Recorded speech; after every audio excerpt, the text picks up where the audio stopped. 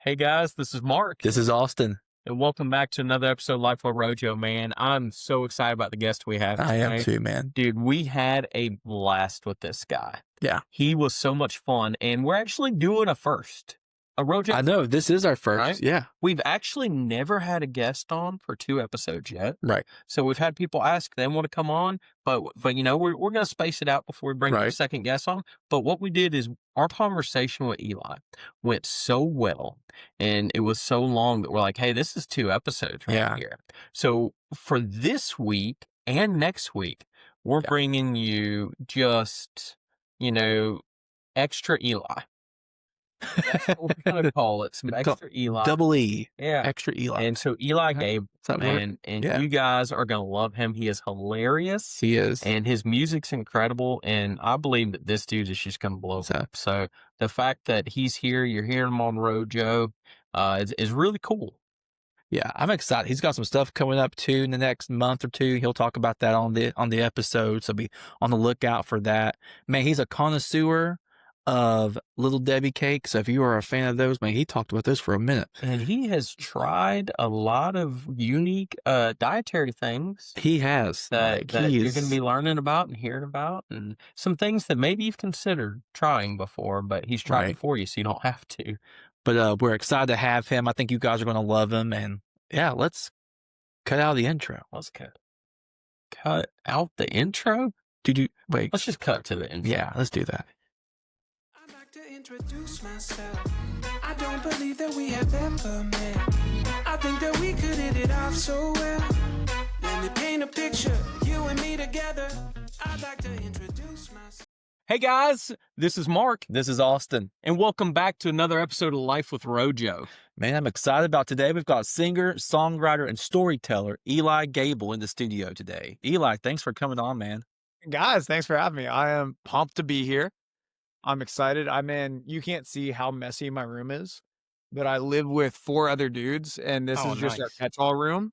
So Right. I'm looking across from a beanbag and a mattress that we haven't used, and an old picture of myself on the wall, and there's a grill right here, but we're making it work. Yeah. Dude, that's awesome, man. Those kind of rooms are really important to have. You got to have the catch-all room. Oh, I need a lot of them too. Yeah. I'm not an organized person at all. And Right. so most rooms become the catch-all room for me, but specifically with 4 other dudes, yeah, we got the catch-all room. Dude, I was the same way, and then I got married, so now I just get in trouble for my catch-all stuff. Like I got catch-all drawers, rooms, everything. Yeah. And I think that anyone that walked in this house, no one would ever be like, I bet one of them is married or anything like that. Like I think our house kind of indicates that we're not. And that's actually why I'm on this podcast. Women, I'm here. Okay. I've been waiting. Been waiting for my wife to come along. Been waiting a long time. I'm 26, still single. So consider, the rest of the podcast, your get to know me. And if you're a shoddy that's single and cute, hit me up, Well, Eli, what you don't know is we actually have a panel of 3 women about to walk in today. So today's your lucky day, or not. We'll see how it goes. No, I mean, hey, this is a bit of a love connection podcast too. Honestly, we hadn't been incredibly successful because Austin's still been single the whole time, and so we're working on it. A lot of our ROJO family have a lot of questions about Austin on why he's single because they kind of think there has to be something hidden, something, some dark secret or something, because they're like, there's no way this dude's still single. So Dude, I'm to the point, like, I think it was all when I was like college age and stuff like that. It was all good and fun. I'm like, I'm just not like, I guess I'm not ready to be married. Now I'm like, I might have some things deeply wrong with me, that this hasn't worked. Or it could be that God just has different plans for different people. I'm more willing to believe that. But, ladies, me and Austin will go out on a double date with you and your friend if you guys call will. right now. That's Listen, we'll do. We'll find the nicest Golden Corral or Shawnee's around. Get a Wendy's biggie bag for 4. oh, dude, Austin just makes him do the lunch. The dinner's too expensive. I dated a girl that went to like the other school in my town. So it was like when it came time for homecoming and prom and stuff like that, we were doing like 2, so it was getting expensive. I got tired of paying for it. So her senior prom, I was like, "Hey, for mine, we're gonna go to a nice restaurant and stuff. For yours, we're going to Wendy's." And dude, we pulled up there stunning, man. There's a whole Right. suits and dresses. Dude, I got that Wendy's bacon sandwich. I haven't ate fast food in like 3 years, but like, Right. dude, I destroyed that thing and looked good while I did it. So Dude, I'm that's really- awesome. Listen, that's way to go out.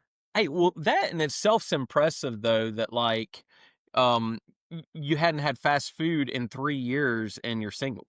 Like that's usually something is. like the reason I eat better now is because I've been married 20 years and my wife makes me. So, Yeah.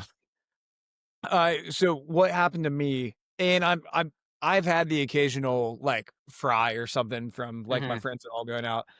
I lived 2 minutes from a McDonald's for 2 years, and during Yeah. that span, I ate McDonald's twice a day for months on end.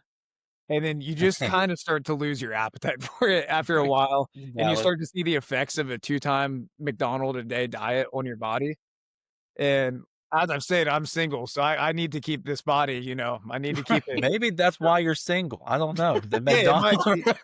be. I'm just I'll kidding. cut it out. 3 years I might have exaggerated that. We're going on about 2 years though, that since last time I ordered McDouble. So, Well, I think you Yeah. need like a 3-year detox and then you're gonna be ready, man. well, I also did, and I will still eat this. When I first moved to Nashville, I met a friend named Autumn, and we were working on some music together at one point, and she just happened to slip in. She was like, "Man, I've always wondered what would happen if someone ate the cheapest diet ever, which would be one Little Caesars pizza a day." Right, Right. right. So she was like, and she just kind of threw that out as a passing. I took that as a personal challenge. So I did January 2021, I ate nothing but one Little Caesars pizza a day for that whole month. So, and I had a whole system that it was like I would get it around lunchtime. I would eat 2 pieces, 4 for dinner, save 2, refrigerate that cold pizza for breakfast. And I did that cycle. By the end, I was eating like 1 bite of the pizza because I was so sick of it. But yeah, so I'm no stranger to the to fast and fast casual dining. But yeah, Well, so for those of you that think you could have pizza every meal, I think we're learning that you can't. yeah, I was sweating. Like I did lose weight on it because by the end you're eating 10 calories a day. But I was also sweating grease, and I approached a one of my friends was a doctor, and I asked him like, "Hey, I'm about to do this thing. Do you have any recommendations? Any vitamin supplements I should be on?"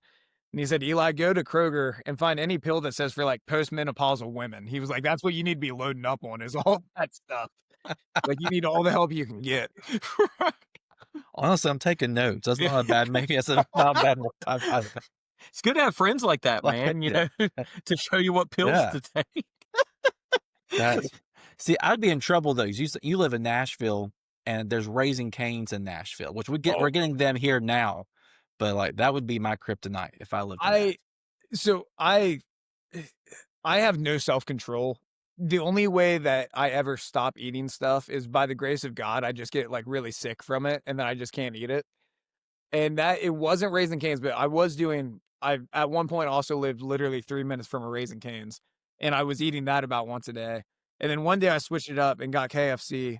And I don't want to say anything too graphic, but I missed church the next morning, man. It was bad. It was really bad. And ever since that moment, I haven't really been able to eat fast food chicken anymore. So once again, that's a grace. That's a mercy. My body didn't need all that stuff. And I just can't put myself through that again. So Listen, I get it. I ate a hamburger pizza one time. It was a cheeseburger Oh, pizza, and I could not eat pizza or pickles for like a year and a half. Because when you have a pickle come through your nose, it was Yeah. not good. Yeah. We've gone a little crazy with the pickles. There's a lot of Sonics around here. They have like the pickle slushy and Oh, stuff. yeah. Oh yeah. I Have you don't tried that? stand for it. I don't think that that's how God intended it. That's not the natural. Like we've abused pickles way too much, and I'm kind of tired of it. Honestly, I like the occasional one on my sandwich. I like a club sandwich that you get a little sphere of it on the side. I Yeah. really like that stuff. Other than that, that's just out of God's intended design for that pickle. I agree. I mean, I agree saw with some that. pickled chips today in the store. Yeah, And I didn't know that was a thing. what are we Yeah. doing? I could do a pickle chip. Though. I feel like a pickle chip might not be too bad. Oh, it's just like pickled dust on a potato. I've spent a lot of time this year in Canada. I was out on tour and I think total I spent about a month and maybe even a month and a week up in Canada this year. And they have ketchup potato chips. And Oh, those are the greatest things ever. I've That's seen it, those. it makes me upset because I've had the pickle chips, I've had the ketchup Right. chips. We need, I don't know what type of tariffs or anything that we have going on between us and Canada. We need those ketchup chips here though, like right now. That's Yeah. like before we can get with all this pickle stuff, I need those ketchup chips in my Kroger right down the street. I want to be eating those right now. So in Canada, do you like what are some of the big differences after spending that much time there? Like I've only been there like a few days at a time. Well, there was one, when I'm there, I'm doing business. I'm playing shows, Yeah. I'm selling merchandise. So I have to do that all in Canadian currency. One of my favorite moments was the Canadian currency. If you haven't seen it, it literally looks like Monopoly money. Like it's all super bright and colorful. And the consistency of it, it's like a plastic. Like, so it's like people talk about they'll like wash it and stuff like that, like they'll like clean it and stuff. And that's a merch volunteer who, bless her heart, she was helping me out. She was like, "Oh, I had a couple American dollars tucked under some freedom currency." And she saw those and she was like, "Ooh, like that's like," she was like, we have better currency than you." I said, "Well, ours is worth more." So I think in the conversation of whose currency is better, if yours is based on mine, mine's the better currency. Right. It may be dirty, but it's the better currency. Yeah, it might be dirty. All of our money in America is a little dirty, Right. I'm selling t-shirts next to a World Vision booth. I feel like that's dirty money in itself. You can sponsor a kid or you can buy my t-shirt, People are eating from it either way, So Right. So back on your while you were in Canada, did you try any of the dressed up chips or all dressed or whatever? No, I didn't do that. Canada, for the most part, for me, was I tried to find American things. I really Right. got homesick for America pretty quick. So what I ended up doing a lot for eating was there's a chain of restaurants called Montana's Mm-hmm. where everyone wears flannels and jeans and they just serve like stereotypical American food and they have football on the TV. And I tried to live there. But the thing that they really won me over on was the poutine. Go to Costco and get yourself some poutine. It's so good. It's incredible. Okay. I was about to ask you, is that the French fries, right? With like the gravy and cheese curds and It's literally, that is the way like French fries were supposed to be eaten, to the point, and this blew my mind. I went to a Five Guys. Mm-hmm. And I go in there, it's me and my buddy. We had just driven through an Antarctic blast that whole night and stuff. We were tired. We got some burgers, we got some fries. But when you order the fries, even if you're not getting the poutine, I ordered the fries and they said, "And you want gravy with that?" Like they assume that you want a side of gravy. Mm-hmm.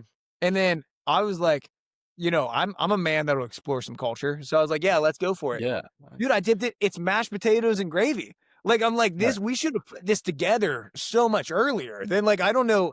That's one area. That and the ketchup chips are two areas that Canada is just whooping us in, is that they have, ketchup flavored chips and then they have gravy for their fries. And y'all, I went back. Like, I'm kind of campaigning for that a little bit. When I go to a restaurant, if I'm going to get some fries, I'm like, "Hey, do you guys have like mashed potatoes and gravy on your menu?" They're like, "Yeah." "Okay, then give me a side of that gravy." And I make my friends try it. And the world is better. I'm just here to spread the good news. Just start bringing your own Right. gravy to the restaurant, Yeah. And I'm not even a giant gravy guy. That was, there was a blue collar comedy skit that I saw growing up, wherever it was the gravy house, that everything that they had a fire hose that would like shoot out gravy on everything. And that disgusted me so much as a kid that I've just been pretty off put from gravy that whole time. But y'all, things can be redeemed. Canada redeemed some of that gravy for me when I put it on one of the Five Guys chips, put that right in my mouth, and it tasted like Thanksgiving right in the middle of March. It's a good thing, amen. Well, I'm proud of both of y'all because y'all are expressing a lot of growth, man. You're back into gravy and you're eating pickles again. I am eating pickles. So, Hey, we're what, growing. Rocky, eyes can change and yous can change. We alls can change, That's right. God is good. Amen. If those are the two things that Canada is beating us in, I don't think there's much more. I think I that's wouldn't about be it. worried. I wouldn't be worried. Okay. No shade to any Canadians Right. listening. No, But yeah. no, I love Canadians, but yeah, I think we're doing all right. I think, yeah. What is the I thing they say a bunch? Is it like A or I was something? about to ask you, do they really say? I've never been to Canada. Do they say a lot? yeah, they say a decent amount. They also like, yeah, it's like different parts. I mean, just like America, there's all the different accents, but Mhm. my Yeah. favorite is like all the French people there. That's Right. very fun. Like, Yeah. you kind of hit the. I heard several like "Halls," and like I'm like, let's go. Thank you so much. Hey. Thank you. So that's actually my favorite thing from Canada is probably the that I got to hear. Like, That whenever I it hear that, I think Beauty and the Beast. Oh yeah, like the lamp dude or Oh, Yeah, whatever. yeah. Yeah. I don't know. I wasn't allowed to watch that stuff growing up. It was pushing the liberal agenda. So I Oh. stayed away from Disney as a kid, but but You yeah, I gotta be think careful. that's the character, Do you ever venture out and try it now, or is it Yeah, I did my toes in Disney. I went to Dip my toes not in Disney, but I went to Harry Potter World this Oh, year. wow, That was wow. big.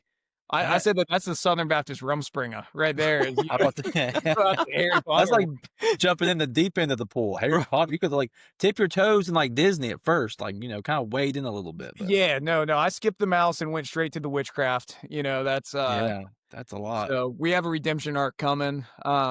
Yeah, dude, and you know what? My experience being there is I was like, I think my parents were right. I think that this is like some weird stuff going on here.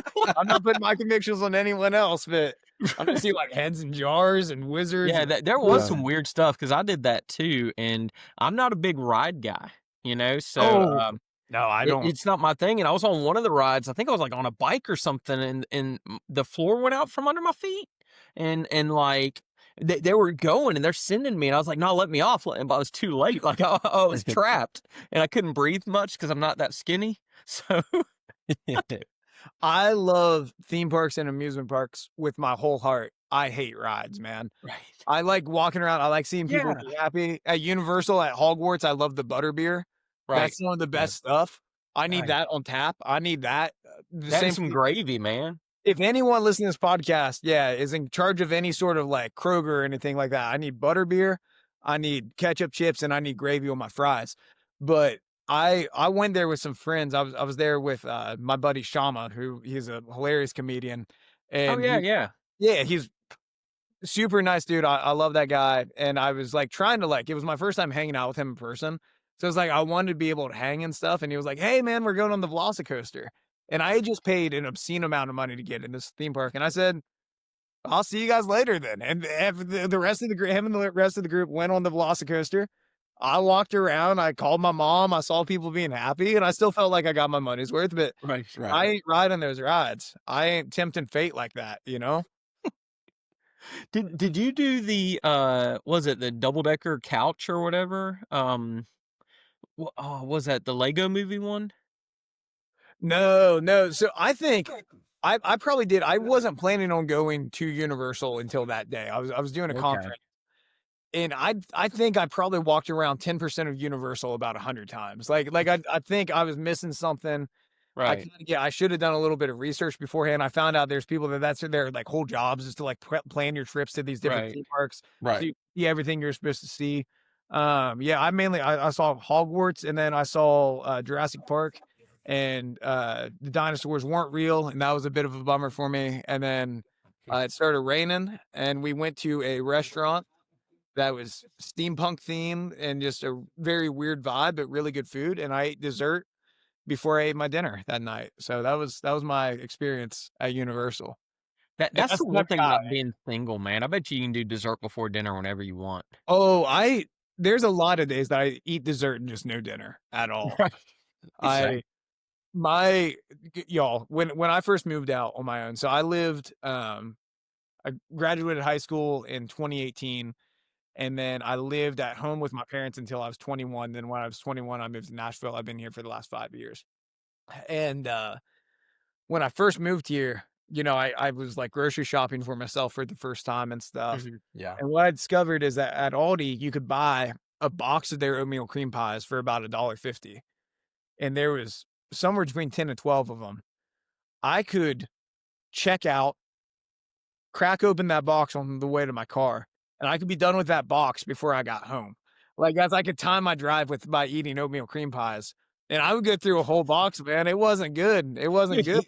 Eli, I feel like we're the same person because let me tell you, at Christmas time, that's how I am with the chocolate Christmas tree cakes. Oh, you're a chocolate Christmas tree cake. I like the chocolate, man. The Dude, chocolate. I might need to try. I'm like, here's my problem. You mentioned that. Now I'm not gonna rest until I try one of those.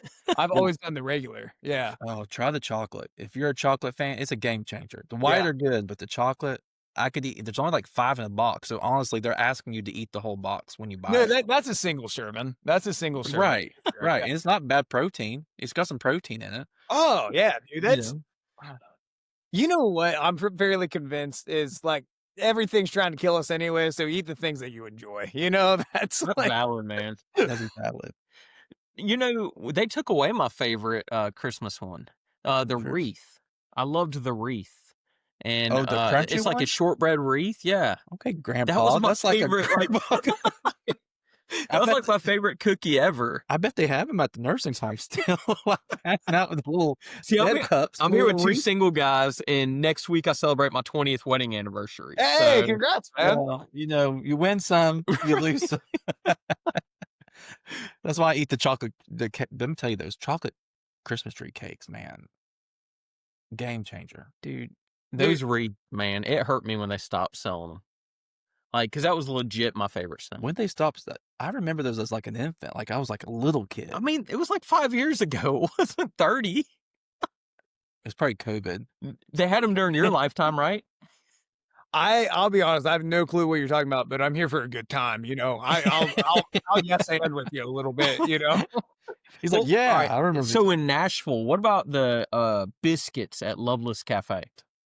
Y'all, I'm born and raised in Ohio. Okay, so I'm a northerner, but I'm making sure that my babies are gonna be southerners, and that's mainly because biscuits converted me, man. Right. Biscuits did a lot. Biscuit love, dude. I mean, there's Edley's Barbecue. That's my favorite place that I go to all the time. Oh, And my meal there is I get burnt ends and I get grits.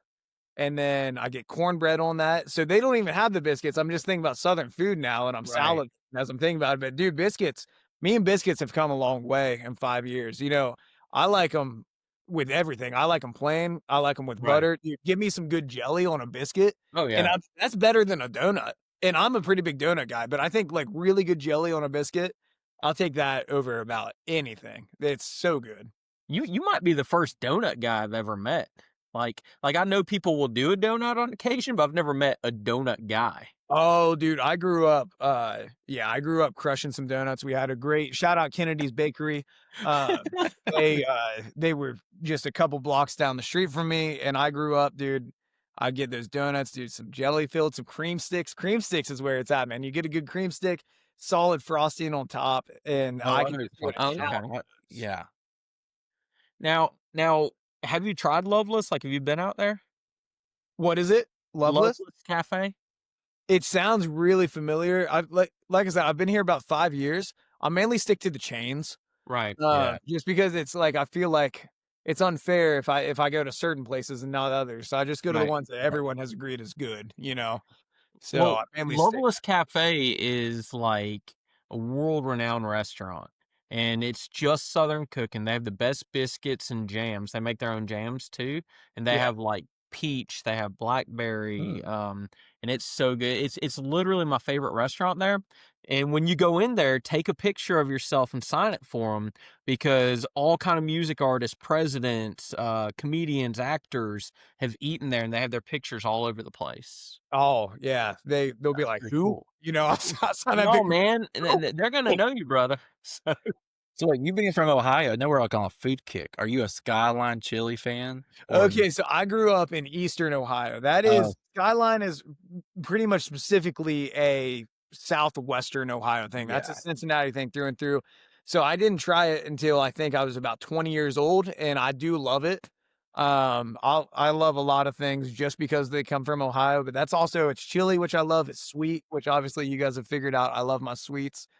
And yeah, so out of the spirit of my homeland, you know, I'll rock some Skyline chili. Yeah. Yeah. Awesome. Well, a lot of y'all have already enjoyed this conversation and you're getting to know a lot about food interest and different things. But some of y'all that may not know this man yet, tell us a little bit about what your career is. Right. Yeah, so I eat foods and I talk about it. Right. Yeah, that's I didn't. We've been at this for 23 minutes. I don't think I've talked about music once.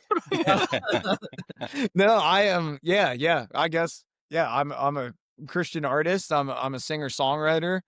I sing kind of like folky, country, anything rock, kind of in that realm, kind of a trifecta of those three things.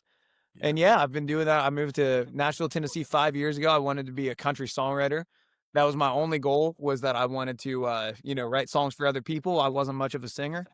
By the grace of God, he ended up working on my voice and giving me songs that it didn't make sense for other people to sing. So the joke I always say live is that now, instead of writing songs about trucks for other people to sing, I drive a Toyota Camry and sing about Jesus. Praise God. So Hey, That's awesome. that's kind of my amen. story. Yeah.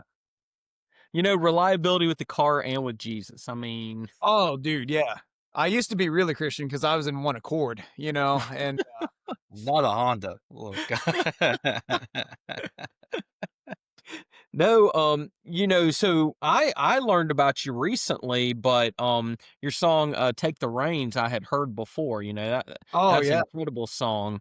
But my that's the son Amish Jesus take actually the wheel. introduced me That's to what we call that one. Oh God, take the reins. That's Amish Jesus take the wheel. So Amish chick.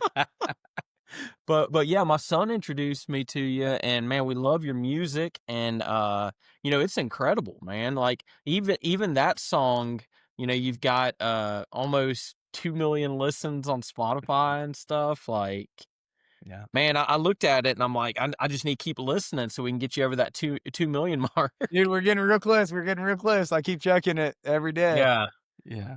No, that but that song was it's been such a cool journey. I mean, it's the reason that I've been able to do music full time for the past year and stuff like that. And I was able to, by the grace of God, sign a record deal and stuff at the top of the year. And it's just that song opened up a ton of doors for me, and I'm forever thankful for that. It was just something that I wrote in my bedroom, and I had no clue that, I thought if 10 people really liked it, that would be really cool. And the amount of messages that I receive from that, a woman gave birth to it, which is kind of insane. yeah. Yeah, that wasn't the intended purpose of it, but I can imagine in that situation, she's like, Yeah. I hope "It's the not. rains, get this baby out of me," So like, I get why that's a good thing for that. And I acted that out with my legs too. I don't think that got caught on camera. Oh, I could tell. I But could yeah, tell with the that's the lean back. audio I was like, oh, listeners he's got them just legs on a stirrup or whatever. but no, dude, the which, by the way, this is I hope I'm not my whole personality. I love being able to do very deep and then very lighthearted all Oh of it. no, we're the Oh, same way, man. he's very deep and I'm lighthearted, so Yeah. you're good. But the amount of messages I've got, conversations, people walking up at the shows and stuff, learning that it's like their sobriety song, that's what they listen to when they're facing Yeah. addiction and stuff like that. Like, man, that's all that is so much beyond. I didn't even really know what I was writing about, except for the fact that I knew that I have a hard time letting go of my plans and that God had better plans. And then he had such a better plan with that song. And it's just impacted so many people. Praise God, man. Writing a song, like, did it take you a long time to write that song, or was it one of those moments you were just putting words on paper and it just kind of turned out to be? Well, so like I said, when I moved to Nashville, I wanted to be a songwriter. So my whole thing was I still have just my notes app is just full of song ideas and stuff. Like, I mean, I can scroll like that for a long time without it running out of ideas and stuff. And I had a list of titles, and I just heard someone say one time, like, hey, buddy, take the reins or whatever. I'm like, oh, that's kind of cool. Like, a secret for like songwriting is that anything that's Western is just automatically cool. So I'm always like looking out for that type of stuff. Thus, my album has like, Holy Ghost Town on it and stuff like that. But I had heard that, and I pitched that title to so many different artists that I was in rights with, and it never got picked up. So eventually I was just like, I'm just going to write this daggum thing. And I sat down, and it didn't take me super long at all to at least get a version of it. And then the process of recording it ended up, I think I recorded it about 5 different times before we got that final version of it. But yeah, no, it was very quick, right? in a bedroom in Antioch, Tennessee, and just learned a little lick and then started writing it. And it was probably, less than an hour long of just kind of thinking through some stuff. So yeah.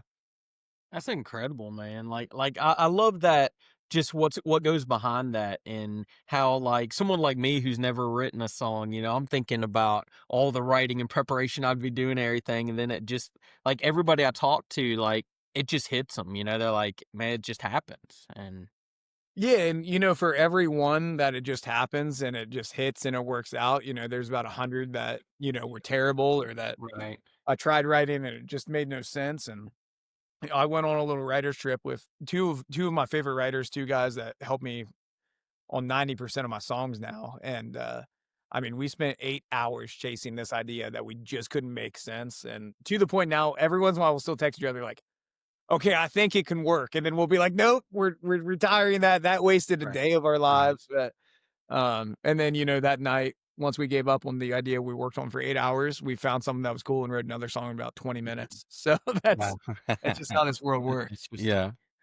So when did you first like get involved with music? Has it been something you've always done, or?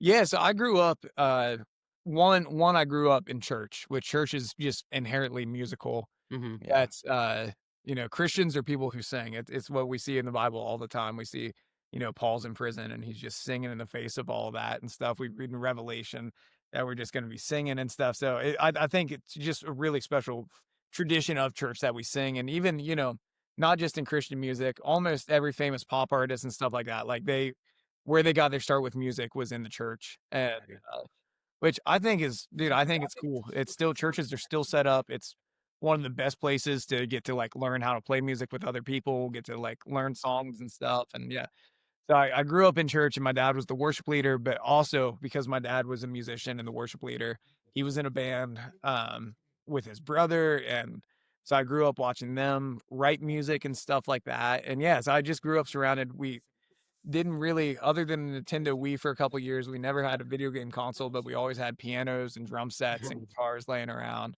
And so I would just kind of, go around and try toying around on different things and started playing drums. That's I was always the drumming kid. That's how anyone in my town would have known me. It's like, oh, he's the guy that plays drums at the talent shows. And God bless my neighbors. I didn't realize how loud drum sets were when I was a kid. And I look back now and it's amazing that they never called the cops on me.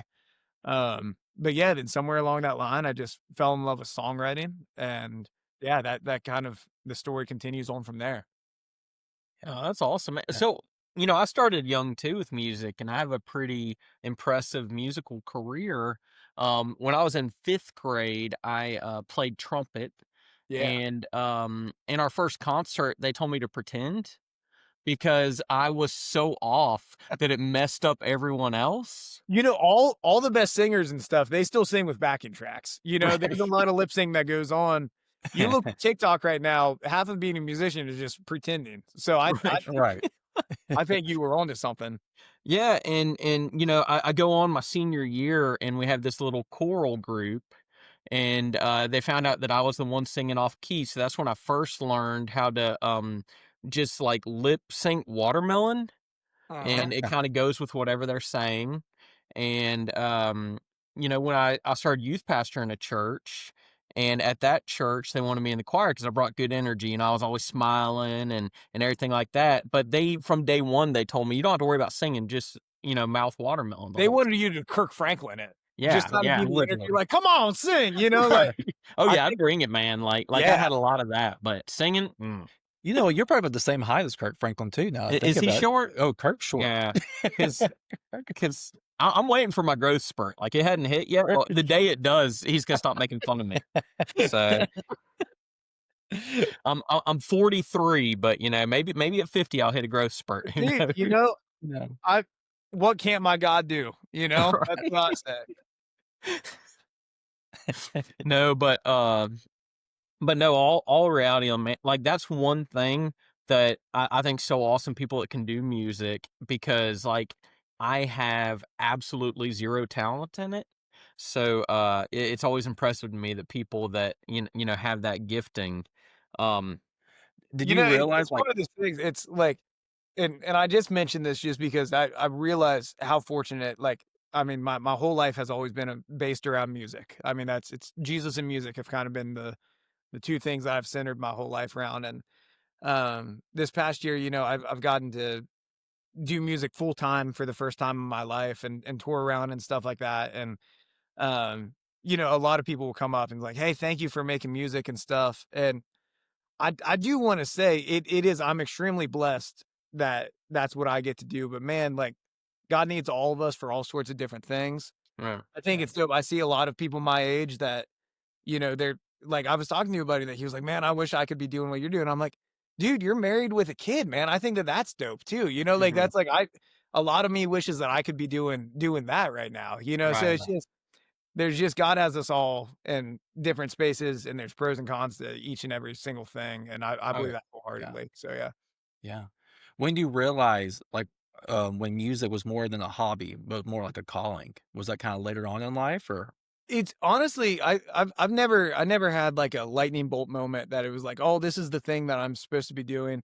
It's honestly just I can't stop doing it, Yeah. Even there was times in life that I was like, "Oh, maybe I had a great job," and I was like, Man, would I be happier if I could just like really dedicate to like trying to do as well in the business world as possible or whatever?" And then, still that night after thinking that, I see that guitar there and I have to pick it up and try, and then God just kept on opening doors. And, after so many doors open, I'm kind of like, okay, maybe this is what I'm supposed to be doing for now. But I, I try to be weary of the idea of calling. There is calling. We all have our calling on our lives to be disciples of Christ and to disciple other people and stuff like that. But I just think I see I'm really big into I lead a discipleship group and stuff with a few of my friends and some younger guys and stuff like that. And we get pretty caught up on this. Like, I don't know if this is what I'm supposed to be doing.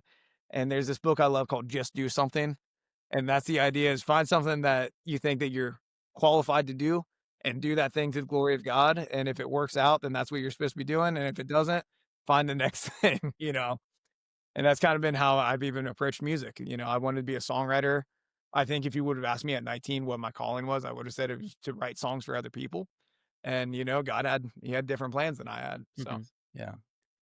No, I wrote down that "Just Do Something" book because I love to read, but I noticed Austin wrote it down too, and he likes to buy books, but I've never seen him read. Yeah, I like to buy them So and I'm a collector of books. dude, uh, dude, we're pretty similar. Like that's like I buy like so many books a year, and I maybe read one and a half of them. And it's gonna That's be the awesome. smallest, easiest to read book, and it has to be that someone else it has to be that thing of like, "Oh, I told this other person that they need to read it, so I need to read it with them." That's the only accountability is the only way I'm reading those books, man. Yeah. Listen, I've spent a lot of money on books from my church that I have not opened once. Yeah. Like, and they're in my guest bedroom, like on the bed, Well, because it's no one kind of comes to the, visit. Jim Gaffigan has a bit where he's talking about guys driving pickup trucks. He's like, "I never see them picking anything up." But it's like, "No, but I'm the type of guy that would." That's Right. books is like, "Eli, you're buying books, but I never see you read them." And it's like, "Yeah, but I'm the type of guy that would read them." That's Listen, I even carry a book in my work bag just in oh, case. I go by a Starbucks and I have a break. I'm like, I could read a book. I could sit there. And have I read it once? No. Have I had it for 6 months?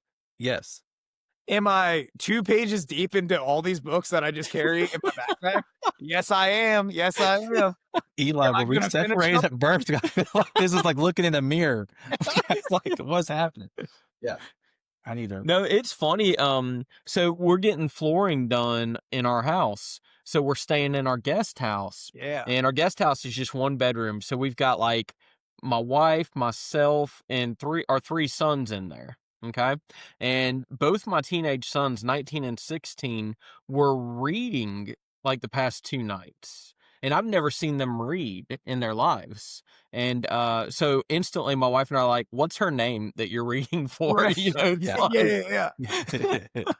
Oh, dude, that is okay. Yeah, I went out on a date with this girl that I realized that she was just very smart. And I was like, I can tell if I read even just a little bit, my vocab goes up a lot. And and also I want to be able to say on a date, like, "Oh, I've been reading blah, blah, blah," whatever that is. So, dude, I got done with that date. I was like, okay, I need to buy some books. I need to be reading some things. I need to be a little more interesting. because I can talk about TikToks all day, man. But as far as like books or something like that, but gosh, we need to be reading more. I spend so much time on TikTok, man. Yeah. It's bad. When I was talking to my son, I was like, so what's her name, dude? And he's like, Dad, she knows a lot of words. And Yeah. then, Oh, dude, I feel that. Yeah. and then I was like, well, when did you realize it was a problem? He said, when I asked her if like going back and back on your body are spelt the same way. I was like, bro, you're 2 years from graduating. Like, what are we talking about? What's that? No kid God left bless behind these law. kids. They went to school during COVID. They barely went to school for Right. a few years. They can't read, man. I'm scared on the streets. I see someone young and I'm like, I hope that they know how to read STOP. You know, Right. here's the word I've been stuck on is so I have this little channel on Instagram that is just like people, if they just want some more content from me and some more interaction, they can join it. So I said, hey, about to be interviewed on a podcast. Give me some words to fit into the episode.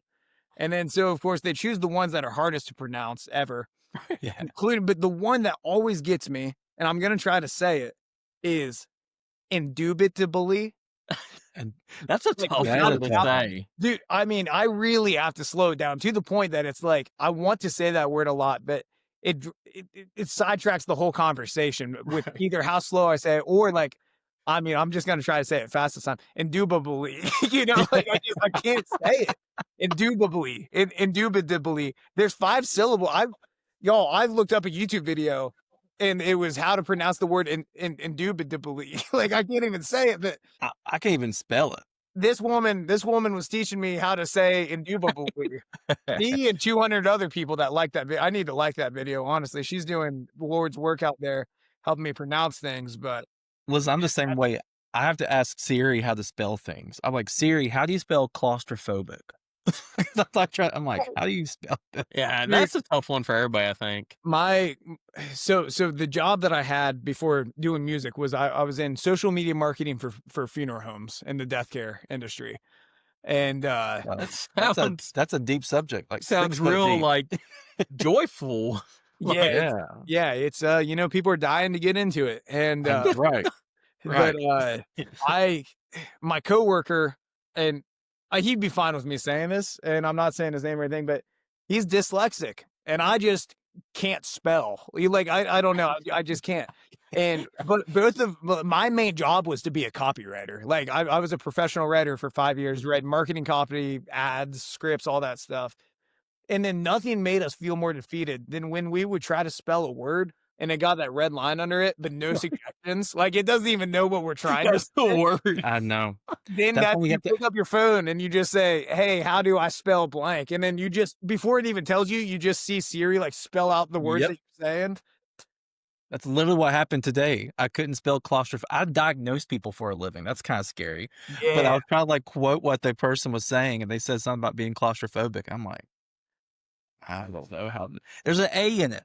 I would have never guessed there's an A in claustrophobic. Okay, wait.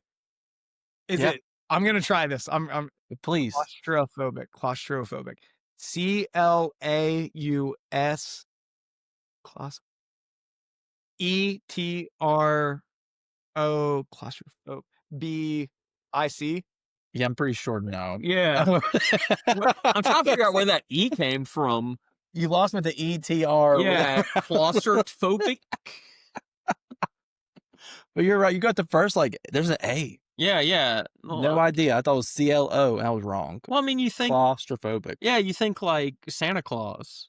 Right. Yeah, that's kind And of my what name is Austin, so it makes the You're a same big- noise. Yeah, or And like the name Austin. like, it's like my name with CL in front of it. Yeah, depending on how you spell that, you're either deathly scared of closets or of Santa. You know, that's Right. yeah. One of them's a problem. Yeah. No, but that's awesome. So they like put you out there like that with that word. That's interesting. Oh yeah, no, I was in a coffee shop right before this, and I was like asking people for help on it, and dude, it's just a rough word for me.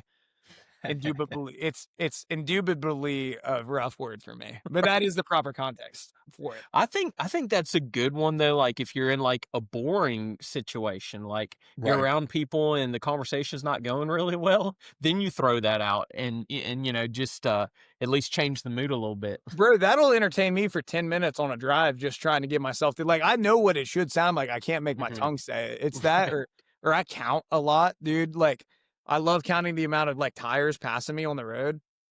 So, dude, I just count by 4s all the time. I'm driving on the interstate. Well, not on the interstate, I'm driving on a divided highway, man.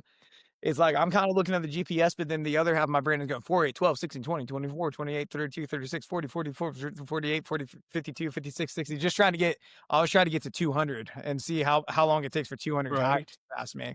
Now, 18 as wheelers really mess it up oh yeah. because Oh, but if I have 2 18 wheelers, then that extra 2 that they both have on Right. top of that divisible number by 4, that adds up, and that's just its own car. And yeah, I'm just So telephone talking poles are about worth like yeah. diagnoses, has anybody given you one? I think it's called ADHD. Yeah. But I Dude, also I like numbers a lot. When I was in high school, I got my associate's degree in electromechanical engineering. So Oh I wow. nice. I liked numbers. I was really bad at using them, but I've always liked them. I would I was like, oh, I like counting. Like this should be fun. It's just math, but counting and engineering are two different things, man. One of them is a lot more hard than the other, and I wasn't good at Yeah. that one.